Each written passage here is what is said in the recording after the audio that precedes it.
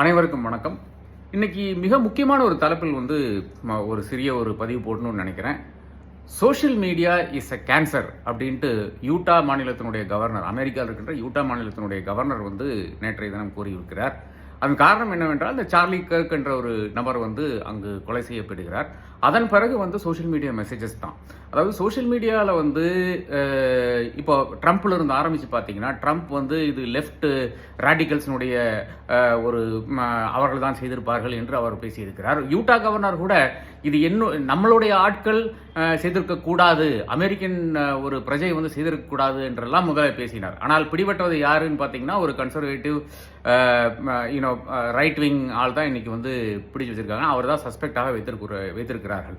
இதனை தொடர்ந்து இதுக்கு முன்னாலேயும் சரி, இது தொடர்ந்து வருகின்ற அந்த சோஷியல் மீடியா போஸ்ட் பார்த்தீங்கன்னா, அது மிக தெளிவாக இன்னைக்கு பல ஊடகங்களில் அனலைஸ் பண்றாங்க. அதுல என்ன தெரியுதுன்னு பார்த்தீங்கன்னா, முழுக்க ஒன்றும் இமோஷனலாக இருக்கின்ற ரெஸ்பான்சஸ் தான் அதிகமாக ட்ராக்ஷன் வருது. 1 மில்லியன் 2 மில்லியன் வியூஸ் எல்லாம் வருது. யாருக்கு பார்த்தீங்கன்னா, அந்த ஆல்கோரிதம், அதாவது இந்த ஃபார் ப்ராஃபிட் இருக்கின்ற இந்த பணக்காரர்கள், அது இலான் மஸ்க் ஆனாலும் சரி, மெட்டாவினுடைய நம்மளுடைய நண்பர்கள் ஆனாலும் சரி, நம்முடைய அண்ணன் சுந்தர் பிச்சை ஆனாலும் சரி, தம்பி சுந்தர் பிச்சை ஆனாலும் சரி, அனைவரும் என்ன செய்யறான்னு பார்த்தீங்கன்னா, இது எல்லாம் எப்படி ஒரு இமோஷனல் ரெஸ்பான்ஸ், இல்லை என்றால் ஒரு இரேஷனல் ரெஸ்பான்ஸ், இல்லை என்றால் கோபம், இல்லை என்றால் இது வரவேற்கின்ற ஒரு விஷயமாக, அதாவது சார்லி கர்க்கை கொன்றது நல்ல விஷயம் என்று எவ்வளவோ பதிவுகள் இருக்கின்றது. சார்லி கர்க்கை கொன்றதுனால நாம பழிவாங்க வேண்டும் என்றும் ரெண்டு தரப்புல மிக கடுமையான வார்த்தைகளை யூஸ் பண்ணி பலரும் போஸ்ட் பண்ணியிருக்காங்க.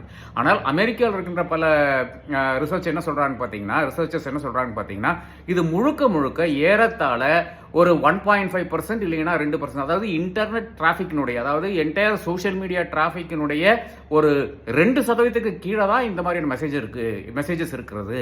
ஆனால் இதுக்கு தான் அதிகமாக டிராக்ஷன் வருகிறது. 98.5% வருகின்ற மெசேஜஸ் நிச்சயமாக நம்மளுடைய நாட்டில் இந்த மாதிரி விஷயங்கள் நடக்கக்கூடாது என்ற கருத்தின் அடிப்படையில் கன் கண்ட்ரோலை பத்தி பேசுறாங்க. அதே மாதிரி இந்த தீவிரவாதி மாதிரி பேசுறதுக்கு எதிர்த்து பேசுறாங்க, இந்த மாதிரியான கருத்துக்கள் பரிமாறக்கூடாது என்று சொல்லுகிறார்கள். ஆனால் அதையெல்லாம் தாண்டி ட்ரம்ப் சொன்னதுனால, ட்ரம்ப் என்ன சொன்னாரு, லெஃப்ட் ரேடிக்கல்னால தான் நடந்திருக்கிறது அப்படின்ட்டு அவர் முன்கூட்டியே ஒரு கற்பனை செஞ்சுட்டாரு. காஷ் பட்டேல் என்ற FBI டைரக்டர் அங்க போய் நிக்கிறாரு. இது தேவையற்ற விஷயம்.